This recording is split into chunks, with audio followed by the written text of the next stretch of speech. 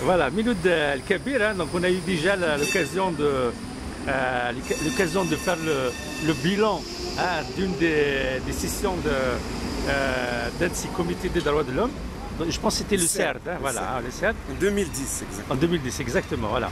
Donc aujourd'hui, on va essayer de faire un petit bilan sur cette 56e session du comité des droits économiques, sociaux et culturels qui a eu à examiner le 4e rapport de l'État marocain.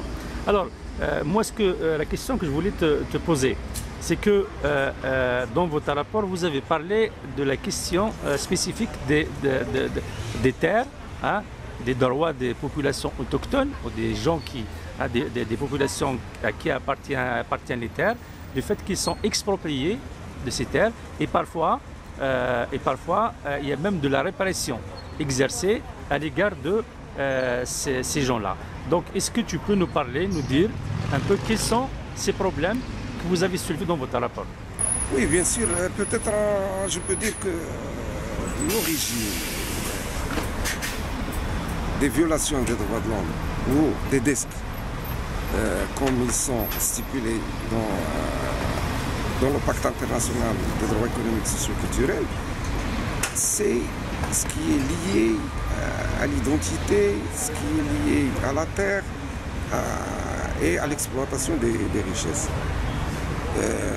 Il y a le paragraphe 2 de l'article 1 du pacte qui exige bien sûr aux pays signataires et qui ont ratifié le pacte de respecter ce droit à la richesse, à la participation des populations à l'exploitation, à la gestion et au partage des richesses. Bon, au Maroc, cette disposition n'est pas respectée. Et nous avons exposé dans notre rapport plusieurs exemples. Il y a la question des MIDER,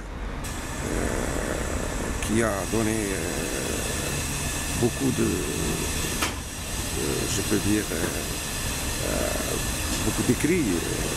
On l'a déjà vu sur les journaux, etc. C'est une question. Et aussi, il y avait des détenus au niveau des MIDER. Exactement. Ouais. C'est une question, disons, liée bien sûr à la terre et à la richesse de la population autochtone. Il y a aussi les eaux, les ressources de l'eau au niveau Oulmens, Azro, etc. Nous avons une liste qui concerne exactement cette question des droits ou de l'accès à la terre. Donc, ils sont toutes des régions amaziras, bien sûr. Même à Rabat, il y a la violation de cette question, comment on appelle, les soulélas. Ouais. Même à Rabat, à l'Arrache, etc. À l'Arrache aussi, il y a cette question. Ouais. Donc sur tout le territoire national, il y a cette question de la terre, la violation du droit à la terre. Et comment expliquer au fait cette politique de l'État marocain envers les populations qui détiennent des richesses? Quel est l'intérêt de l'État marocain à priver les populations du fruit de leur terre?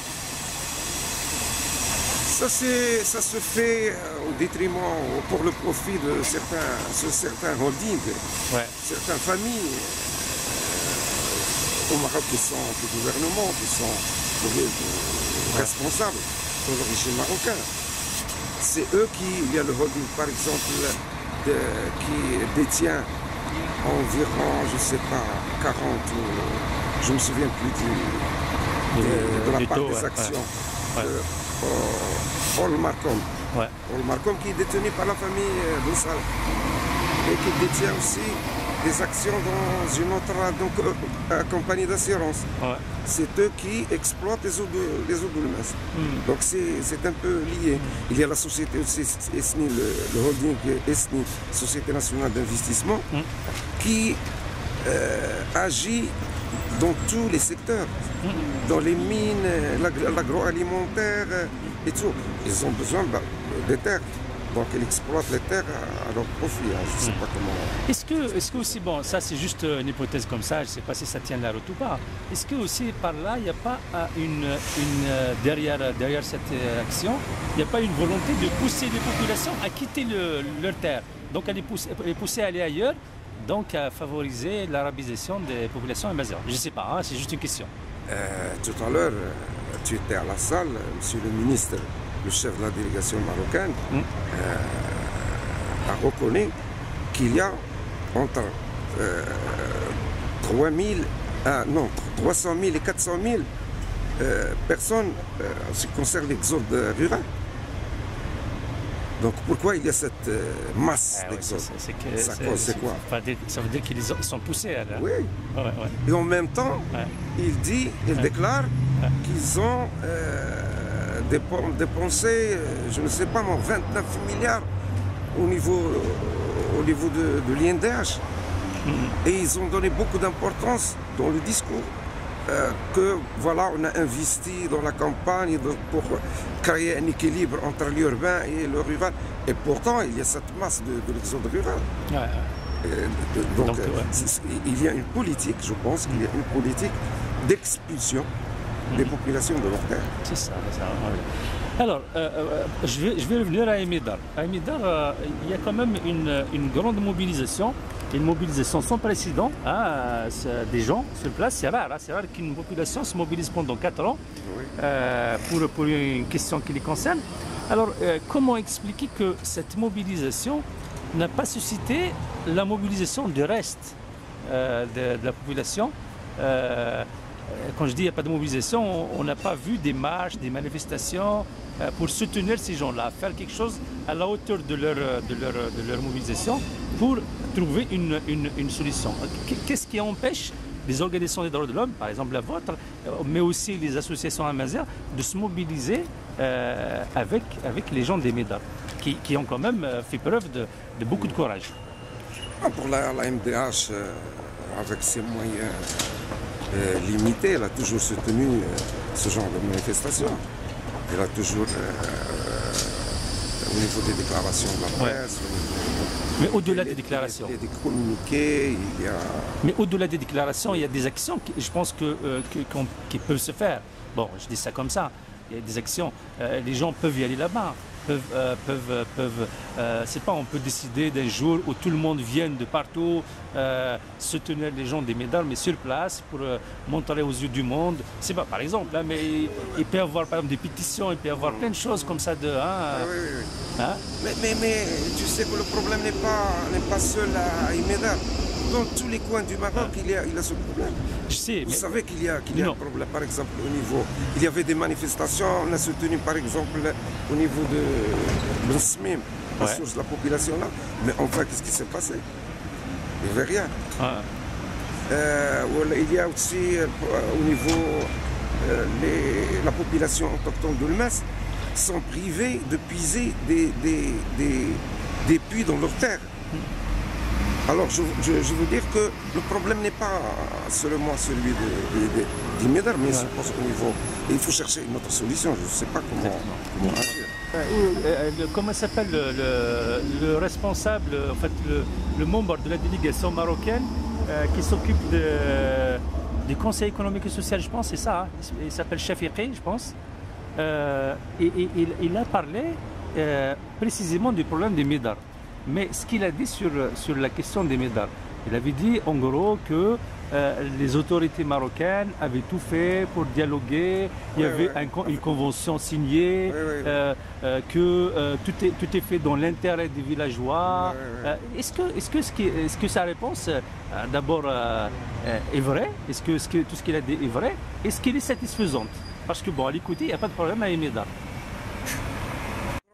Satisfaisant. Parfois, vous savez, la délégation marocaine, il parle de manière générale, il dit parfois il est contradictoire, comme si tout va bien. Toujours il parle en termes de projet, on va faire, on ne parle jamais de ce qu'on a fait. M. Chafiqi n'a pas de preuve pour ça. Il dit que bon, la société a ouvert un dialogue avec la population, mais quel est le résultat?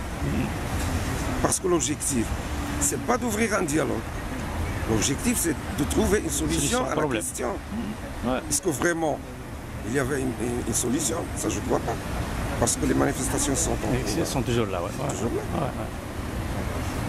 Ouais. Alors, maintenant, j'aimerais bien savoir quelle est la position, d'une manière générale, en dehors de votre rapport, de l'AMDH par rapport à la question amazigh au Maroc, et surtout à la façon dont l'État marocain s'occupe de la langue et la culture amazigh. Donc, bon, il y a, bien sûr, l'État a annoncé des choses dans son rapport et devant les experts, mais en même temps, on sait ce qu'ils font sur place. Alors, qu'est-ce que vous en pensez de cette façon marocaine de prendre en charge la question amazigh?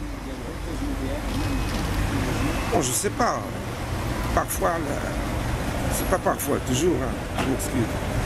L'État adopte des discours. Avant cette question amazigh, il adoptait le discours des droits de l'homme. Si un étranger entend un responsable marocain qui parle des droits de l'homme, il dit que c'est le paradis. Mais ça reste toujours un discours.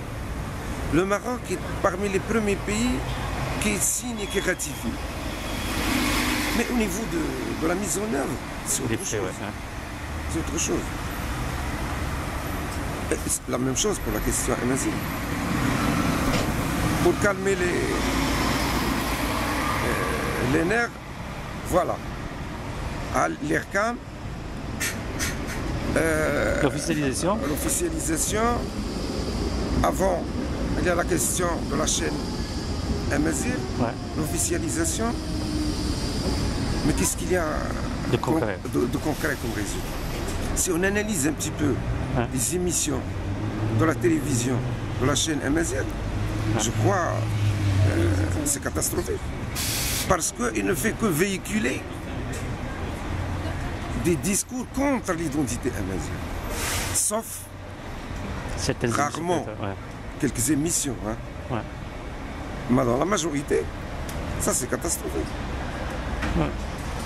Aussi pour l'officialisation a été liée à la loi organique. Il y a maintenant, depuis 2011, rien n'est fait. Je peux dire qu'il y a une régression. Il y a une régression, surtout au niveau de l'éducation. Donc ça reste toujours, on reste toujours au niveau du discours et au niveau des promesses. Sur le plan de la pratique et de la réalisation, je pense qu'on aura des problèmes. Ouais, il y a du pain sur la planche. Écoute, je vais te dire, merci beaucoup. Voilà, c'est vrai que cet entretien, on l'a fait dans des conditions un peu particulières. Oui. On est à la gare. Mais bon, c'est toujours bien, ça fait plaisir. Et puis bon, j'espère qu'on aura d'autres occasions pour échanger. Et merci pour ce que vous faites, de manière générale, pour des Darwa. Merci bien.